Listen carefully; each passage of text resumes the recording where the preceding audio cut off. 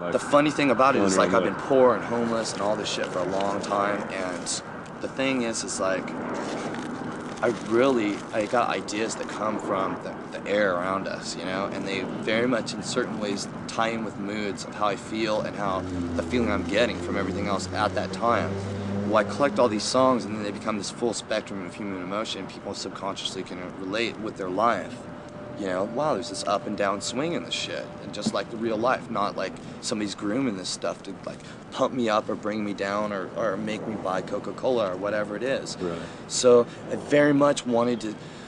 I'll sometimes, not right now. It doesn't matter, as you know, I go through different phases. But sometimes I have this impending doom that hangs over my head.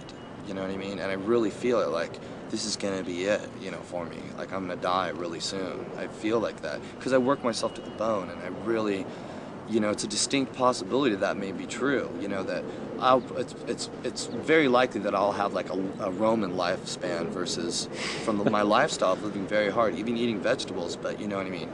From just like all that shit, it's very likely that could happen, or I could live very long for it. You know. So at the same time that music's killing me, music is saving. I have an outlet that other people don't have, you know, that they can't even conceive of. I'm like a psychic kind of earthworm that takes negative things and puts them through my body, and then they come out and let people interpret them. And if somebody wants to say it's negative, then that's fine. That's their own thing, and that's what I want very much to happen, is that I don't deprive the listener, the informed but submissive listener, of participating, you know, are saying what it means, you know, what my music means to them, because I don't know. I don't know what other people feel. I'm probably more removed than a lot of people about people's true feelings, because I feel I'm unique in my own thing. And also, the more extreme that you are, the more you can feel sad and happiness. And I know that a lot of people won't allow themselves to go in those places. You know what I mean? A lot of people aren't going to just eat cream of wheat for like a month and a half to go someplace where nobody else is gone. Right. Maybe Lou Reed will, you know, but would have, you know, but no longer. What about so then what drives the whole prolific you know, songwriting madness? Is that the impending doom, or the, you know, I'm here to save music will you really save want the to know world the kind of truth? attitude? You just want the no bullshit, straight up truth? Yeah. I am working very hard to open the clearest, universal, absolute, one-time channel of communication everywhere. And I'm going to say something that needs to be said, and then that's it. I'm using this as a vehicle. And the easiest analogy to make you understand very clearly, no, but I want people to be clear about why I'm doing this. Say like Buddha comes in the year, whatever year he came, and he's dealing with peasants and potatoes and a certain mentality, but very important that what the message be said and then repeated and documented in that way.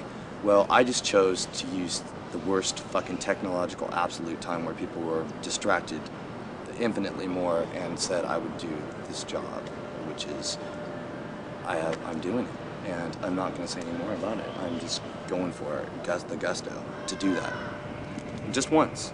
Right. But I'm not on any soapbox right now. That's right, but it's going to be a bomb. You know what I mean?